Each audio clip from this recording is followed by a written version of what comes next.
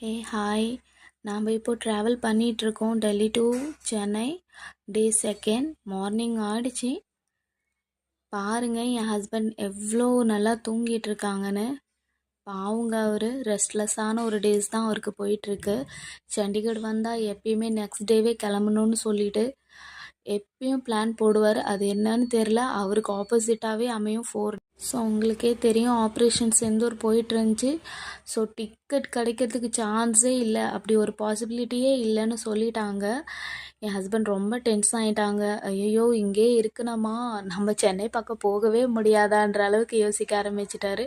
எவ்வளோ குயிக்காக டிக்கெட் கிடைக்குதோ கிளம்பியே ஆகணும்னு சொல்லிட்டாங்க. ட்ரெயின் ட்ராவல் பண்ணுறவங்களுக்கு எல்லாருக்கும் கண்டிப்பாக தெரிஞ்சிருக்கும். டீ ஹேபிட் இல்லாதவங்க கூட ட்ராவலில் வந்து அடிக்ட் ஆகிடுவோன்னு. அந்த அளவுக்கு சாய்னு சொல்லியே நம்மளை வாங்க வச்சுடுவாங்க. சும்மா சொல்லக்கூடாதுங்க. டீ நல்லா இருக்குது, ரொம்ப நல்லாயிருக்கு. ஆண்டி வேர்க்கடலை சேல்ஸ் பண்ணிட்டு வந்துட்டு இருந்தாங்க. கொஞ்சம் வந்து வறுத்தது, ஒரு சைடு வந்து பாயில்டு வேர்க்கடலைன்னு. நாங்கள் கொஞ்சம் வாங்கினோம், டேஸ்ட்டாக இருந்துச்சு. அண்ட் அகெயின் வாங்கலான்னு சொல்லிட்டு கேட்டால் அவங்க ஒரு பாலிசி வச்சுருந்தாங்க, கொஞ்சம் டிஃப்ரெண்ட்டாக இருந்துச்சு. என்னென்னா, ஒன்ஸ் ஒரு கோச்சில் அவங்க என்ட்ரி பண்ணிவிட்டு சேல்ஸ் பண்ணிட்டாங்கன்னா அகெயின் அவங்க கூப்பிட்டு கேட்டாங்கன்னா கொடுக்க மாட்டாங்களாம். அந்த கோச் விட்டு வெளியே போயிட்டு அவங்களா ரிட்டர்ன் வரும்போது தான் தருவாங்களாம். இதை பற்றி உங்களுக்கு தெரிஞ்சால் கமெண்ட் பண்ணுங்கள். ஈவினிங் ஆகிடுச்சிங்க, டைம் போனதே தெரியல. எங்கள் கோச்சில் ஒரு குட்டி பாப்பா வந்திருக்கா. நல்ல வால், ரொம்ப சேட்டை பண்ணிக்கிட்டு ஜாலியாக ஃபன் பண்ணிக்கிட்டு அட்டகாசம் பண்ணிகிட்டு இருந்தா நைட் ஃபுல்லாக தூங்க விடாமல். நான் ஒரு விஷயம் உங்ககிட்ட ஷேர் பண்ணிக்கிறேன். என்னென்னா, டெல்லி டு சென்னை வர்ற 2 ட்ரெயினுமே எப்பயுமே நீட் அண்ட் க்ளீனாக இருக்குங்க. மார்னிங் அண்ட் ஈவினிங் க்ளீன் பண்ணி வச்சுப்பாங்க. எந்த ஒரு கம்ப்ளைண்ட்டும் கொடுக்குற மாதிரி பண்ணவே மாட்டாங்க.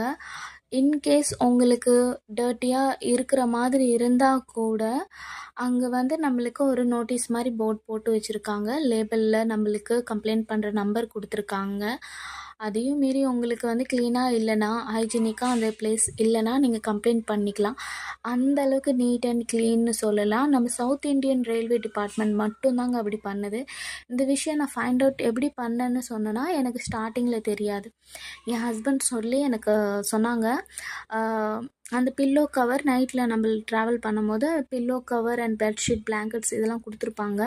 ஸோ அதில் வந்து டிஃப்ரெண்ட் இருக்கும். SI N9ன்னு சொல்லிட்டு south Indian railway, north Indian ரயில்வேன்னு.